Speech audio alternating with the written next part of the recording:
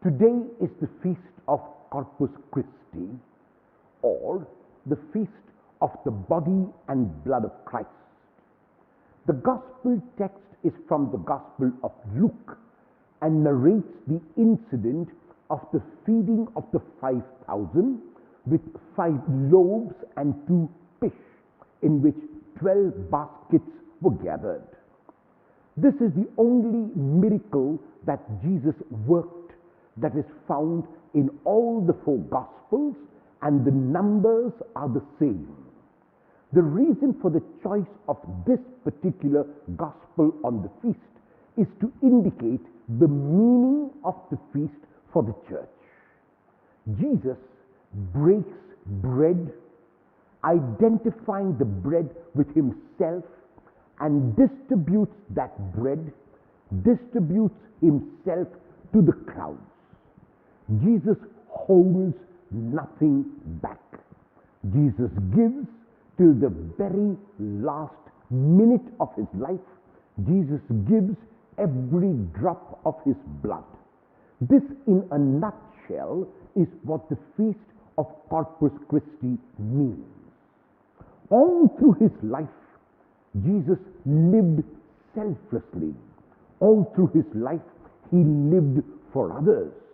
At the Last Supper, he brought together in a symbolic form all that he had done throughout his life and summarized it in the breaking of the bread and the sharing of the wine. That one beautiful symbol of bread and wine was a symbol of a summary of his life. Jesus showed in that summary how each one of his disciples and each one of us who profess to be his disciples must live our own lives. If we live selfishly, if we live individually, if we live only to accumulate more and more rather than to be more and more, then we will never be able to celebrate the feast of Corpus Christi. To celebrate the feast of the Eucharist, the body and blood of Christ, of Corpus Christi in the true sense of the word, we have to dare to become like Jesus. This is what Paul says in the second reading of today. He received directly from the Lord, that the Lord himself communicated to him what it means to share, to give, to love. The love that Jesus gave was a love that was unconditional, a love that kept no record at all, a love that was truly giving, a love that was selfless.